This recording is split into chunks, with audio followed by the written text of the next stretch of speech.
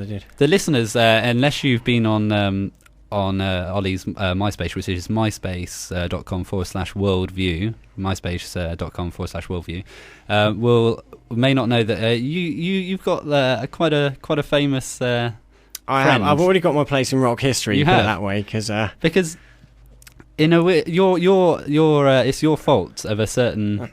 I'm responsible for the indirectly partly responsible for the bass end of some of the biggest hits of the decade so far. Because I went to school, and I like to think, in my little way, introduced to the world of popular music somebody who's now done very, very well for himself. And I mean, let's be honest, they're probably the biggest band in the world. It's not U2, it's not Radiohead, it's the other one. If you think of the colour yellow, that gives you an idea, basically. And he's done very well for himself. Fair play to him. He looks very good. He does it well. He does look good. He's clearly the coolest member of the band. Clearly, I was just about to say he is the rock and roll member of this band that we're not going to mention. And considering our relations at school were a bit fractious at times, I tended to be a bit of an arrogant at the time. And I love the way you bleeped yourself. All that, I've had communications with him for the first time in 13 years over a certain social networking site. I'm not going to say which one, because otherwise everyone will go and poke him. But don't do that, I'll get in trouble.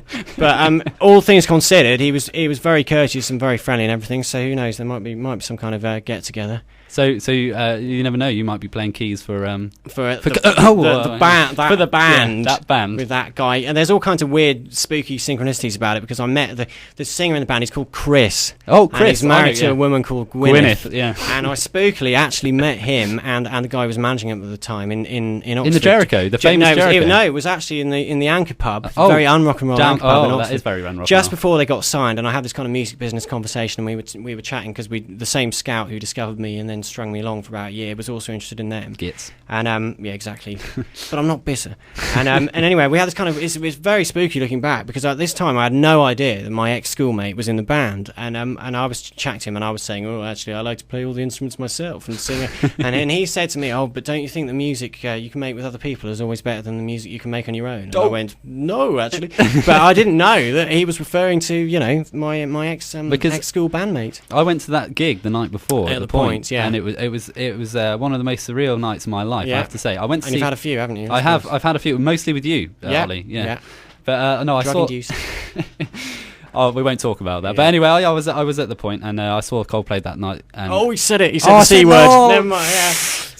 Sorry, I'm going to get done for that. Yeah, but I saw this band. Oh, it's too late now. I saw them. Yeah. And they were a support band. Yeah. And you wouldn't think it now how huge they are. No. And that night, I was at the bar. And I was getting some pints. Yeah, I was at the bar.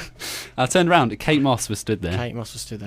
And what happened? Did it go anywhere? No, I couldn't move. You couldn't move. I was that stunned. You were that stunned. and then there was a fight broke out, and was inadvertently. Oh, did you spill a pint? Well, no, it was inadvertently broke up by Jarvis Cocker. Inadvertently broke. Did he show his bum as well? No, he sort of walked in between it. He didn't really know what was going on, but. And he said something in that quivering voice of his, did he? Yeah, but did you know a friend of mine went up to him and very cheekily asked if they really were NHS glasses, and he proved it. And they were. Yeah.